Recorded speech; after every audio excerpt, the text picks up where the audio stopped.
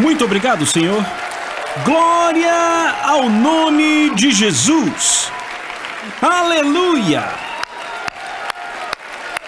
Amém, amém.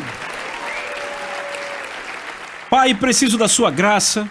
Eu peço a tua graça para que eu possa comunicar o que eu tenho que comunicar nessa última sessão. Há tanto mais a tratar, mas, Senhor, você sabe exatamente o que precisa ser tratado. Então, Espírito Santo, revele Jesus a nós e que possamos ir de glória em glória. No poderoso nome de Jesus oramos e todos que concordam gritam. Amém. Louve a Ele mais uma vez. Amém. Amém, amém, amém. Você pode sentar. Na última sessão falamos do senhorio de Jesus. Falamos sobre o que acontece quando o crente ouve a palavra, mas não a pratica. Um véu cobre seu coração, e esse véu é chamado de engano.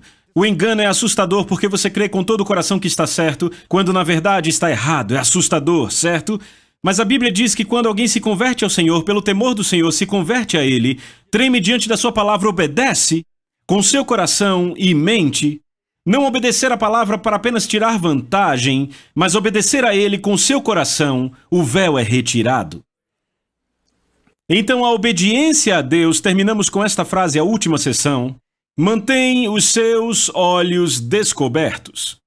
Mantenha os seus olhos descobertos para que você possa ver, como num vidro, num espelho, a glória do Senhor. E à medida que você o vê, é mudado àquela imagem de glória em glória. Então, o que o apóstolo Paulo está dizendo em 2 Coríntios capítulo 3 é que somos mudados para aquilo que contemplamos. Você pode dizer amém? Jesus disse em Mateus 6, 22 e 23, a lâmpada do corpo são os olhos.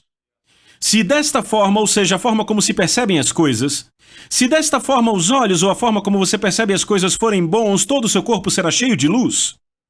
Mas se seus olhos forem maus, ou seja, a percepção estiver ruim, todo o seu corpo será cheio de trevas. Então, se a luz que há em você forem trevas, quão grandes serão essas trevas?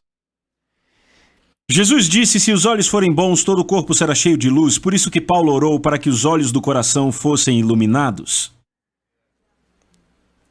Jesus fala deles tendo olhos para ver e não vendo. Isso os impedia de serem curados. E ele disse, se seus olhos forem maus, todo o corpo é cheio de trevas. A forma como você percebe as coisas é errada, contrária à forma como Deus vê as coisas. Seu corpo será cheio de trevas. E então ele faz uma declaração bem interessante. Então, se a luz que há em você forem trevas, quão grandes serão essas trevas?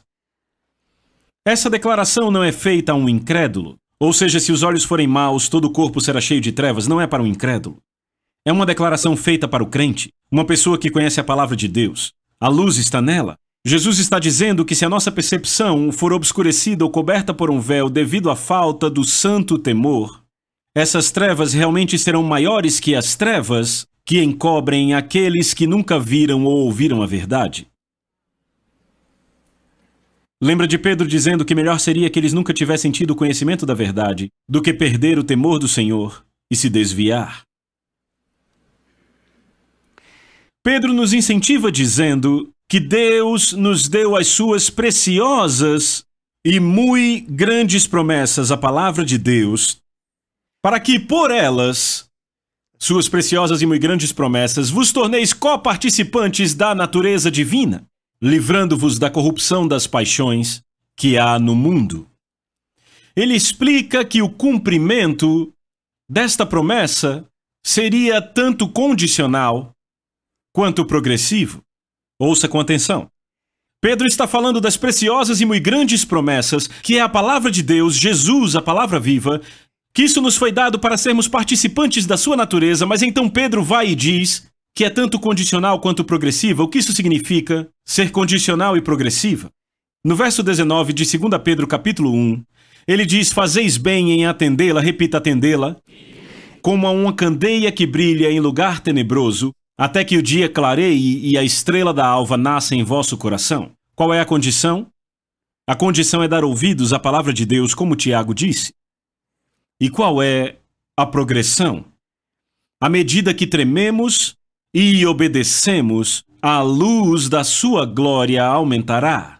Ela começa como a força da alva e continua de glória em glória, até brilhar como o sol em sua plena força no novo dia. Eu vou ler de novo. Fazeis bem em atendê-la. Esta é a condição.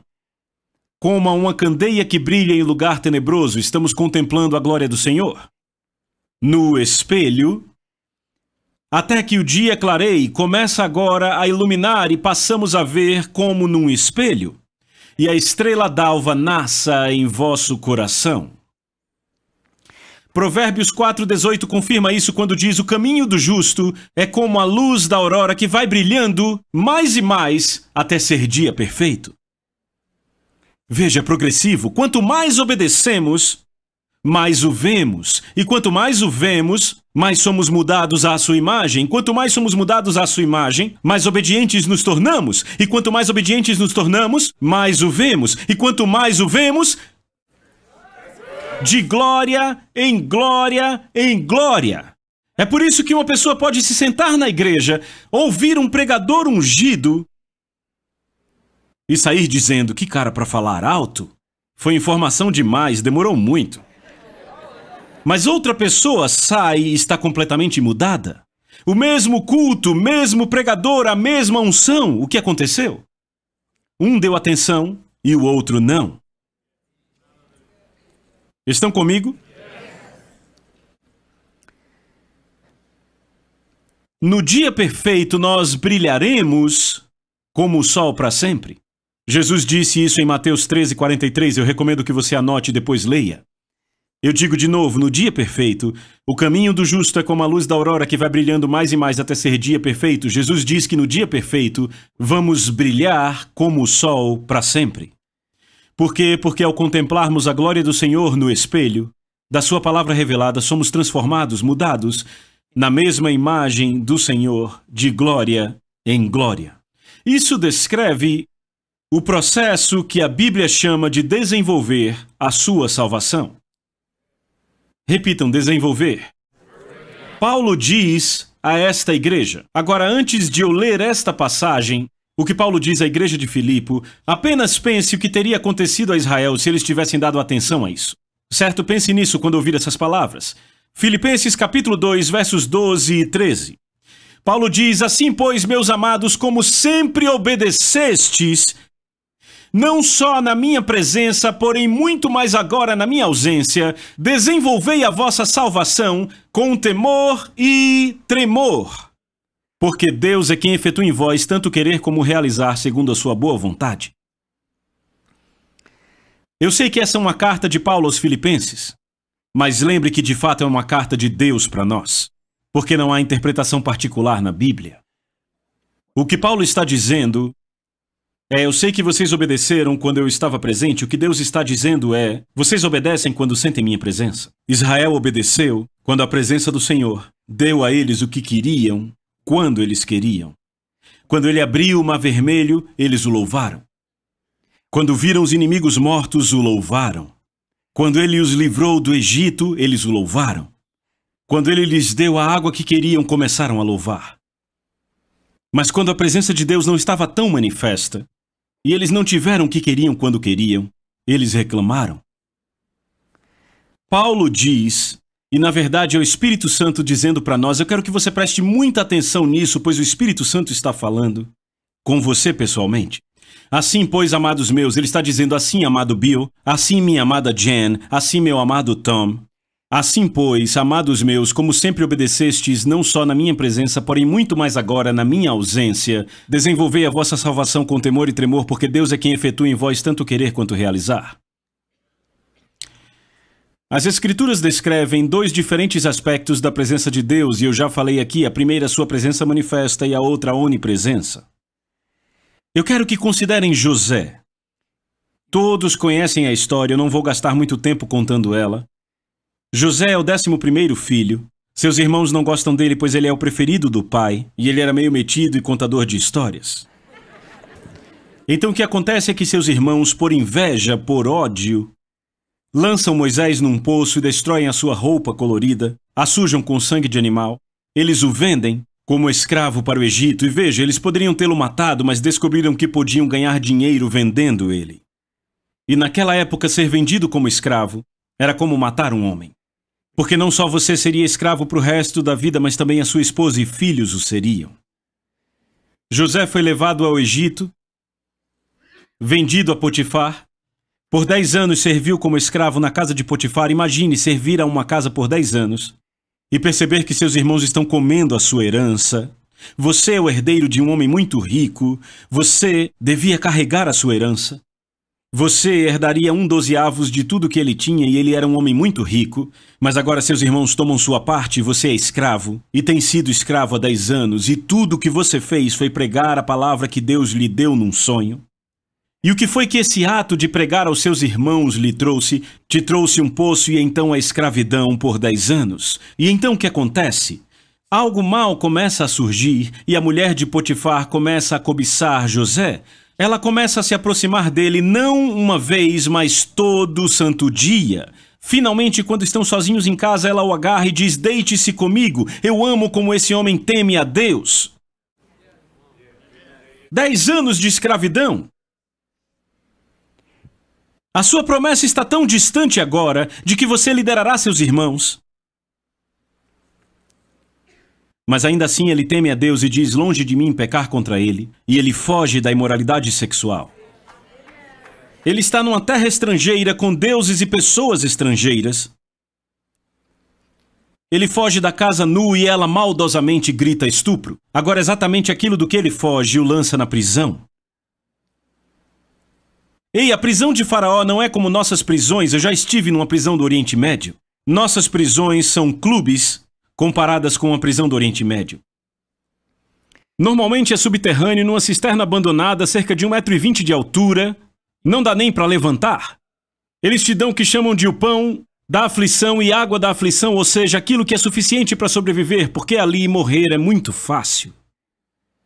Feriram os pés dele e o acorrentaram ali, até que a hora da palavra do Senhor acontecer, a palavra do Senhor para ele acontecer, a palavra do Senhor o testou. Ali está José naquele calabouço, ou seja, o que? Pregar e obedecer a palavra de Deus trouxe a ele. Jogou ele no poço, ele foi feito escravo por 10 anos e agora é deixado num calabouço e foi deixado nesse calabouço para morrer. No entanto, não encontramos nenhuma evidência de reclamação em José. Nenhuma vez. Quantas pessoas estariam reclamando e maldizendo, dizendo: "Deus, eu não acredito que você fez isso comigo. Você disse em sonho que eu guiaria meus irmãos. Eu apenas proclamei a tua palavra e o que isso me trouxe? Me trouxe a escravidão e eu obedeci fugindo daquela mulher.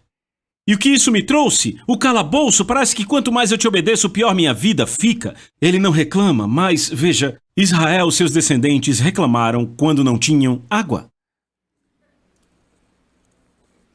Finalmente, o maior teste do temor do Senhor vem a Moisés. Sabe qual foi? Deus leva 2 prisioneiros ali, um mordomo e um padeiro. Qual é o teste? Qual é o teste do seu temor do Senhor? Ele consegue proclamar aquele padeiro e mordomo a fidelidade de Deus quando ele não viu nenhum traço dessa fidelidade de Deus em sua vida por 12 anos? Pense nisso. Deus diz: "Você será líder sobre seus irmãos." Ele saiu do poço para a escravidão, para o calabouço, para morrer. Ainda assim ele proclama a fidelidade de Deus. Ele obedece não só na presença de Deus, mas em sua ausência. E se José fosse como muitos crentes na América, ele diria: "Me deixem em paz. Ah, vocês tiveram sonhos ontem à noite? Eu já tive um sonho. Me deixem em paz." Ele teria morrido naquele calabouço como um homem amargo, dizendo: "Deus não cumpriu suas promessas, pois não temeu a Deus." Temer a Deus é obedecer mesmo quando parece que não há benefício em obedecer. Significa obedecer mesmo quando parece que a promessa de Deus não vai acontecer. Significa obedecer por causa de quem Ele é. Ele é Deus. E Ele é fiel.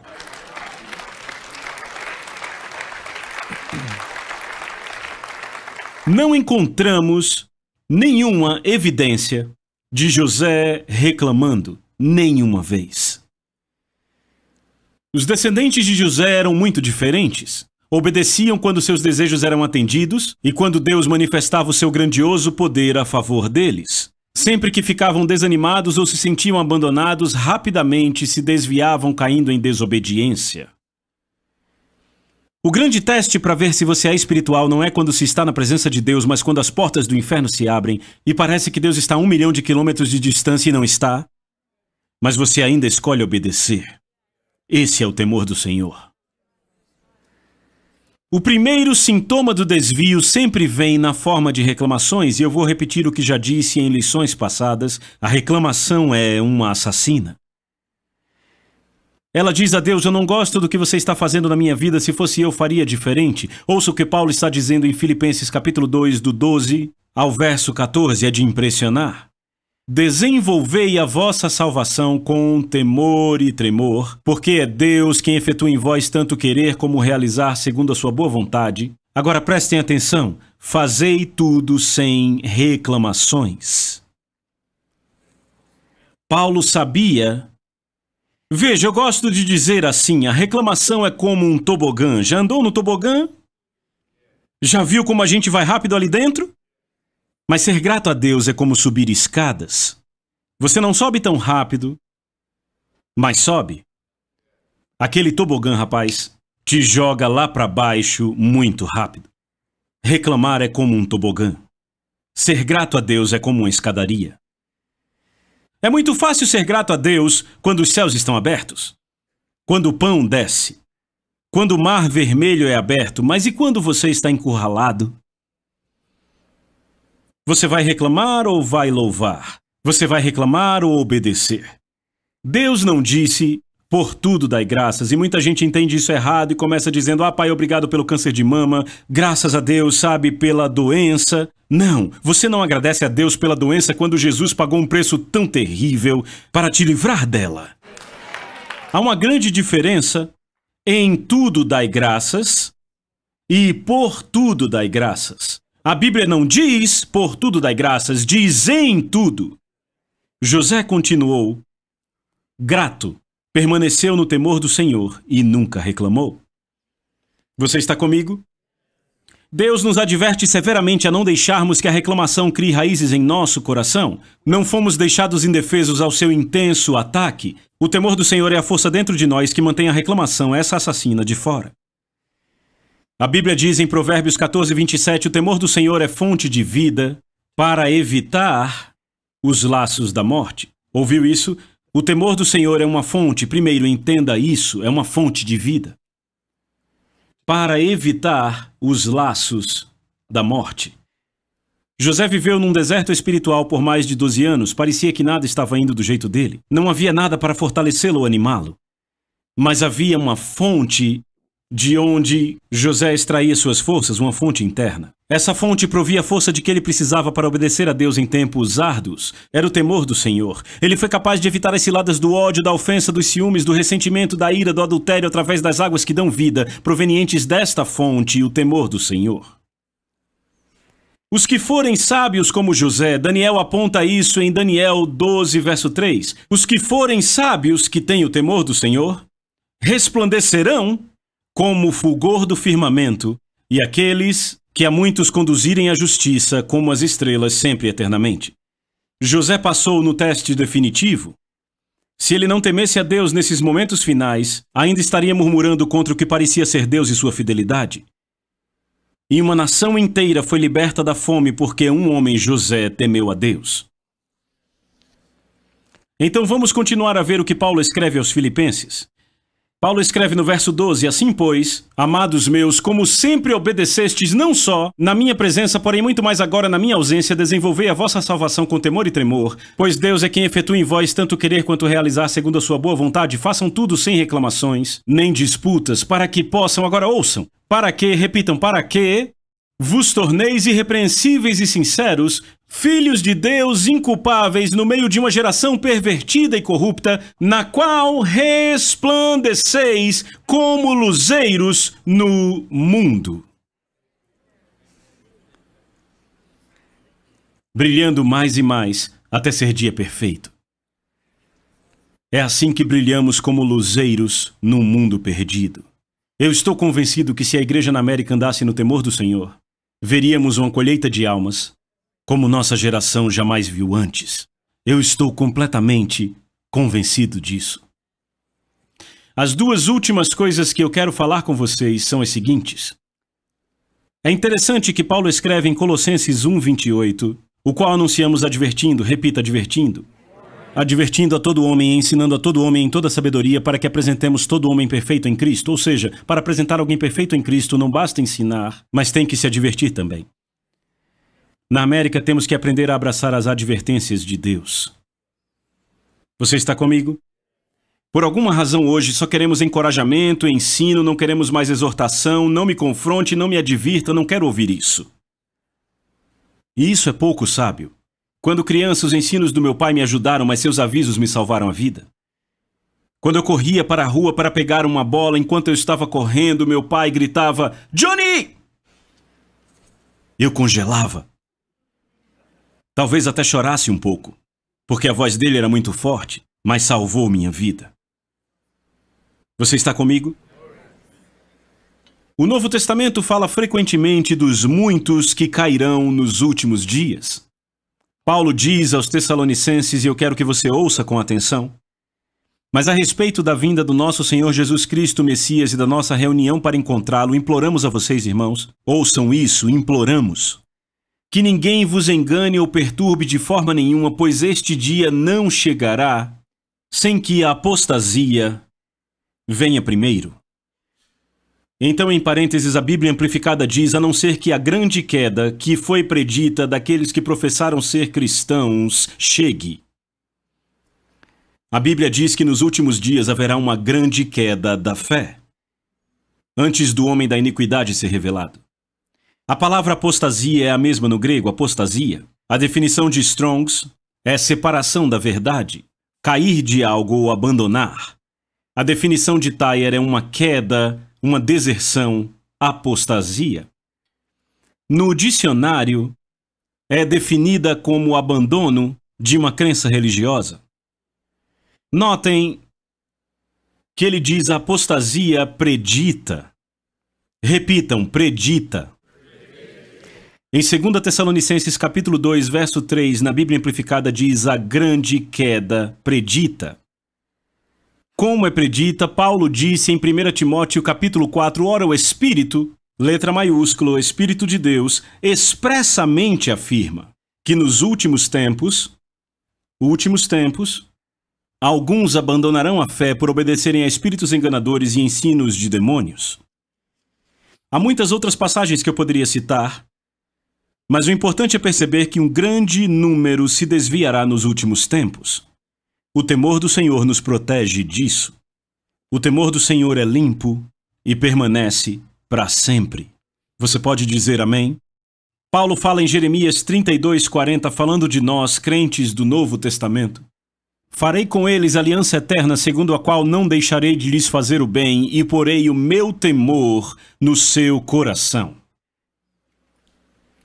para que nunca se apartem de mim.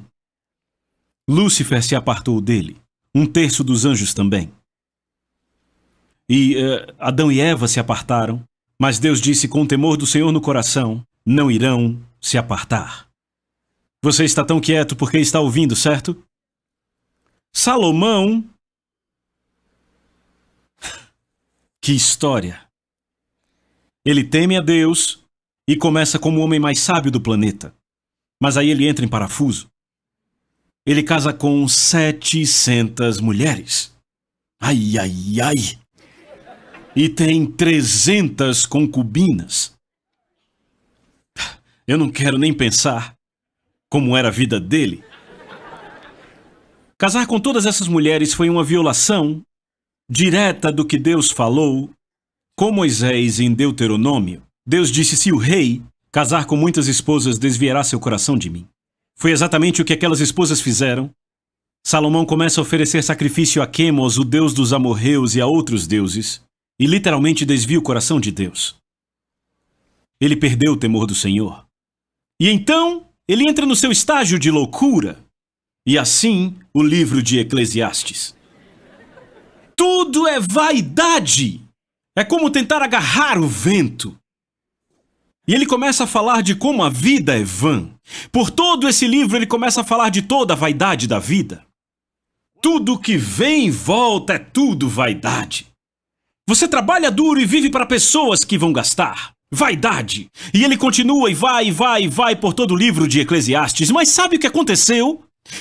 Ele retoma os seus sentidos no final da sua vida, no final do livro de Eclesiastes.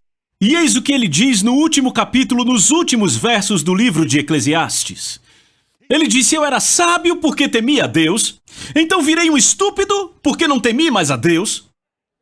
E então ele disse, aqui está a minha conclusão final, Eclesiastes 12, versos 13 e 14. Temam a Deus e obedeçam os seus mandamentos, porque isto é o dever de todo homem, porque Deus há de trazer a juízo todas as obras, até as que estão escondidas, quer sejam boas ou más. Ele estava dizendo que vai nos impedir de cair é temer a Deus, porque a pessoa que teme a Deus guarda seus mandamentos. Foi por isso que Paulo disse a Timóteo, pouco antes de Paulo ser decapitado, pense nisso, você está escrevendo sua última carta e provavelmente ele sabia sim que seria a última carta que ele escreveria a Timóteo. O que você escreveria?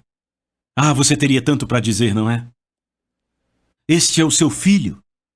Seu verdadeiro filho na fé. Eu sei, você tem outros filhos, tem Tito e os outros caras, tem Áquila e Priscila, mas Timóteo era o mais próximo. Timóteo era o João de Paulo. Sabe, Jesus olhou para João e disse: ei, cuida da minha mãe. Timóteo era assim para Paulo. E o que Paulo escreve para esse jovem? Diz o verso 16, toda a escritura soprada por Deus, dada por sua inspiração, proveitosa para a instrução, repitam, instrução.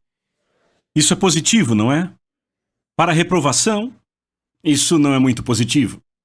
É negativo. E convencimento, esse aí também não é muito positivo, é até negativo.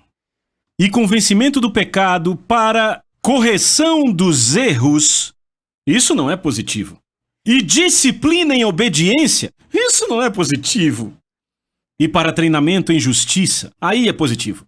Em um viver santo, em conformidade com a vontade de Deus, em pensamento, propósito e ação, para que o homem ou mulher de Deus possa ser completo e hábil, bem ajustado e totalmente equipado para toda boa obra. Esse é o fim do capítulo 3, mas é uma carta longa. Ele então diz: eu te encarrego. Agora veja que declaração forte. Essa expressão significa um comando. Um comando muito, muito sério. Eu te ordeno, na presença de Deus e de Cristo Jesus, que vai julgar os vivos e os mortos, e pela luz da sua vinda e pelo seu reino, anuncie e pregue a palavra. Ele não diz pregue instruções de manuais de liderança, de livros seculares. Ele não diz pregue conselhos de coaching para a vida. Pregue a palavra. Por quê? Porque toda a palavra é dada por inspiração de Deus. Por que ele diz com tanta veemência, pregue a palavra? Vamos ler para descobrir. Mantenha seu senso de urgência, esteja alerta, disponível e pronto. Seja a oportunidade favorável ou desfavorável, seja conveniente ou inconveniente, seja bem-vindo ou não, você, como pregador da palavra, deve mostrar às pessoas como a vida delas está errada. E os convença, outra vez convencimento não é muito positivo. Repreendendo, não é positivo. Corrigindo, não é positivo. Advertindo, não é positivo. Instando-os e encorajando-os, isso aí é positivo. Sendo persistente e inesgotável na paciência, vocês notaram que quase o dobro das exortações são negativas? Eu não estou dizendo que o dobro das nossas pregações deve ser para o lado da correção, mas eu apenas acho que estamos um pouco desequilibrados na América. Como pode pecadores virem aos nossos cultos e não se sentirem confrontados? Como pessoas podem viver juntas? Ouça, como pessoas podem viver amaziadas e não sentir nenhuma condenação? Por quê? Porque a palavra não está sendo pregada. Estamos dando conselhos de coaching, conselhos de liderança e levantando pessoas nisso. Isso é bom, não me entenda errado, precisamos disso. A Bíblia é o maior manual de liderança da Terra. E até mesmo os ímpios dizem isso. Então devemos sim ensinar o povo de Deus a serem líderes, porque fomos chamados para ser cabeça e não cauda. Estar por cima e não por baixo, devemos ser luzeiros. Devemos ser líderes em todas as áreas da vida. Então não me entenda errado, eu amo a liderança. Eu amo ensinar liderança. Eu amo ensinar a líderes. Toda vez que eu recebo um convite, ei, vem ensinar os meus líderes, o meu coração dispara de alegria. Porque eu amo falar de liderança. Estão comigo? No entanto, a gente ficou tão assustado porque havia tanto legalismo nos anos 50, 60, 70 e 80, que fizemos, como diz o provérbio, o gato escaldado tem medo. Gato escaldado tem medo de água fria. Em outras palavras, se você jogar água fervente num gato, o provérbio diz que quando jogar água fria que deveria refrescá-lo, ele vai fugir de medo. O que aconteceu foi que fomos para o lado totalmente oposto, ficamos com tanto medo do legalismo que nos afastamos até de Deus. Eu odeio o legalismo, Deus odeia o legalismo, eu não estou pregando o legalismo, mas eu te pergunto, é possível agradar homens e mulheres anunciando a palavra ao mundo? E quando anunciamos a palavra, ela vai convencer, ela vai reprovar, vai advertir, ela vai corrigir e ela vai edificar.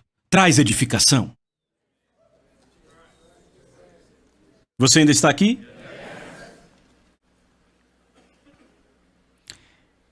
Instando-os e os encorajando, sendo persistente e inesgotável na paciência. Então por que Paulo encarrega Timóteo de pregar a palavra? Porque ele diz no verso 3, pois o tempo está chegando e amigos, o tempo já chegou. Quando as pessoas não tolerarão ou suportarão o ensino sadio e saudável, a palavra aqui é doutrina. A doutrina é a espinha dorsal que mantém a igreja de pé. Mas tendo coceira nos ouvidos por algo agradável e gratificante, eles juntarão para si mesmos um mestre após o outro num número considerável, escolhidos para satisfazer suas preferências e abrigar os erros que elas cometem, e se desviarão de ouvir a verdade. Se trememos diante da palavra, não faremos isso. Você pode dizer amém? A segunda coisa que eu quero dizer para vocês, para concluir, o maior benefício do temor do Senhor, e eu quero ler isso direto do livro, pois eu passei um capítulo inteiro falando do assunto, e para mim é o aspecto mais empolgante do temor do Senhor. Mas não foi me dado o privilégio de falar disso aqui, porque o Espírito Santo me fez tratar de outros assuntos nesta série. Então, por favor, leiam o último capítulo do livro. É o fato de que Deus reserva a amizade dele, para aqueles que o temem. E ele mostra a essas pessoas o segredo da sua aliança.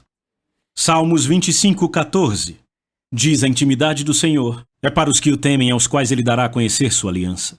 Na Nova Tradução Viva diz assim, e a propósito o pastor Rick Renner me disse que é uma das traduções mais precisas e ele é um especialista: a amizade com o Senhor é reservada para aqueles que o temem. Com eles ele compartilha os segredos da sua aliança. Se olharmos Abraão era amigo de Deus e ele sabia o que Deus faria com Sodoma e Gomorra, e Ló não sabia. Ló era um homem justo, mas não sabia o que Deus estava fazendo. Abraão soube o que Deus ia fazer antes dele fazer e ainda o ajudou a executar.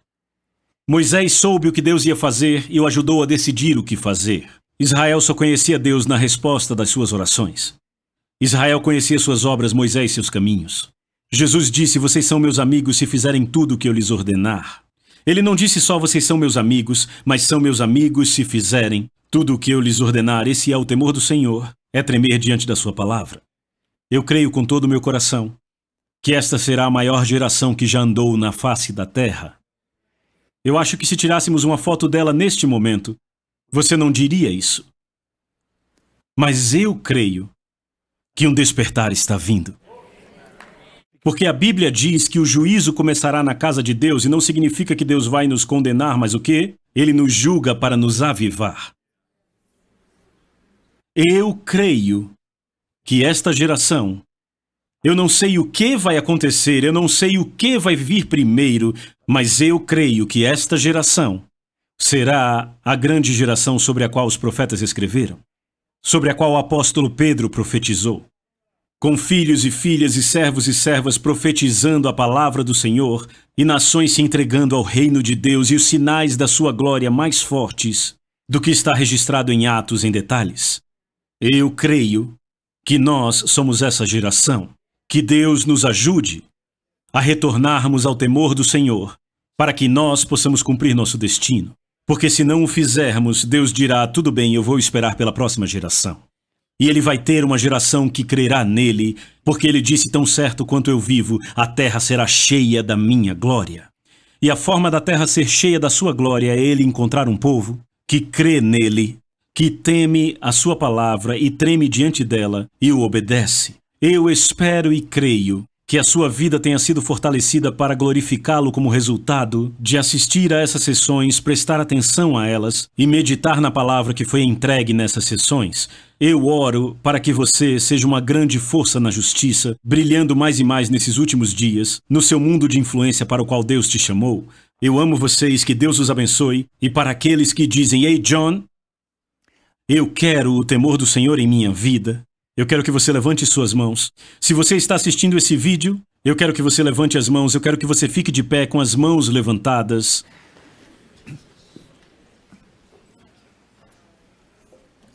Pai, em nome de Jesus,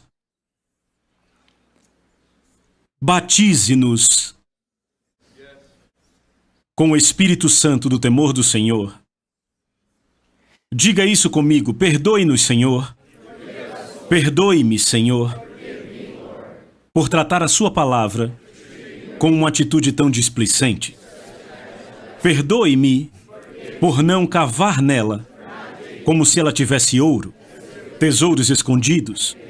Perdoe-me por não tremer diante da sua presença. Eu me arrependo da minha falta do santo temor. E eu estou clamando a você hoje. E eu não só te peço que você me batize no amor de Deus, mas me batize no Espírito Santo do temor do Senhor. É no temor do Senhor que eu me deleito e eu o desejo, em nome de Jesus. Amém. Agora louve a Ele. Aleluia! Ouçam aqui, se você fez essa oração com todo o seu coração, eu acredito que o que aconteceu comigo naquele terreno baldio quando eu fui corrigido por aquele pastor, lá atrás em 94, eu creio que você vai embarcar numa jornada ainda melhor do que a minha. Porque eu já entreguei a vocês muito do que Deus me revelou e agora vocês vão para níveis cada vez mais altos. Vamos juntos. Se vocês realmente clamaram querendo isso. Eu amo muito vocês, obrigado pela fome e paixão pela palavra de Deus. Tem sido uma honra servir a vocês em nome de Jesus. Amém.